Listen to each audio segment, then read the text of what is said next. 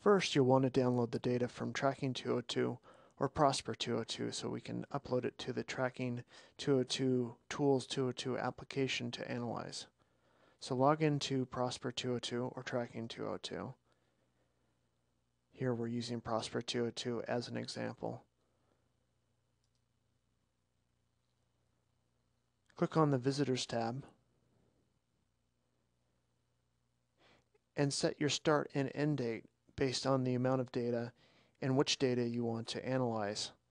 Also set the PPC network account or unset it depending on if you want to use a larger set of data or a smaller set of data to analyze. You also want to make sure that Show Real Clicks is set for your visitors and not Show Converted Clicks or Show All Clicks, as we want to analyze all visitors that have visited your campaign.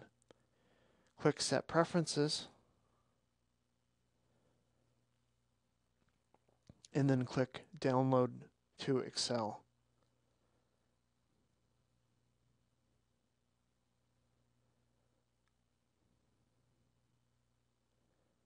On some systems this could take a while, as well as the downloading of the data itself. Just make sure once you have it downloaded, it is complete. You can do so by opening the file after it is downloaded and check to make sure there's not an error message inside of the file. Once you have it downloaded, you're ready to go. You can analyze the data from this point.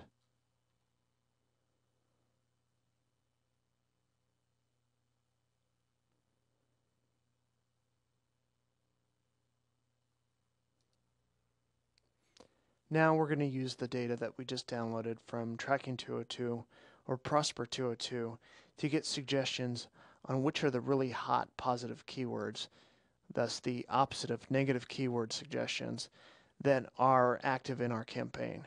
You would use these as suggestions to tell you what kind of language is really the hot button issues or the language that people that are ready to convert will be using when they're searching for the product that you're offering. Specifically, we use this to either double down on phrase match keywords that match these subphrases and or in developing further ads that would target these keywords in this type of language.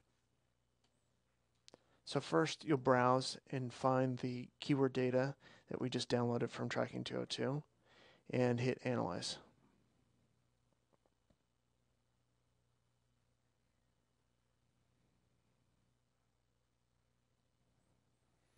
You can see that there's a list of several positive keyword and subphrase results here, and some of them will make sense in their entirety and some of them will just be subphrases that are a little bit too general to use.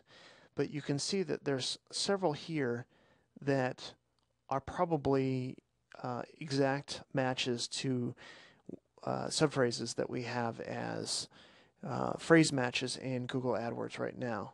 Now, one of the neat things that you can do here is not only in helping to find out what is the language that's the super hot button for this campaign, is under Advanced Options, you can set a CPA payout. And if we set that to the amount that this affiliate offer or the value of the offer is to us for every conversion, then we can kind of include that into the analysis as well. So I'm going to go ahead and set this as $10 and hit Analyze again. And you can see now there's a max CPC column here.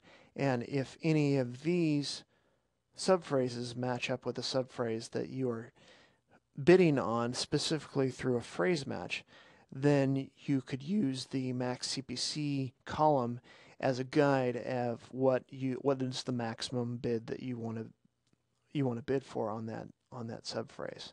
Will kind of give you another gauge on how important this phrase is to the language of the conversion of the offer that you have going. Just like negative keywords, if you hover over it, it will show you the number of conversions for this subphrase, the number of clicks, conversion rate, and the conversion ratio, which again is a comparison of the conversion rate of the subphrase with the conversion rate of similar length subphrases. So it will give you a comparison between those two. Also, there's several other options up here under advanced options that are different filters and different ways of slicing the data. You'll probably want to leave them set as they are, but you can experiment as you wish. And that is the end of this video. Thanks for watching.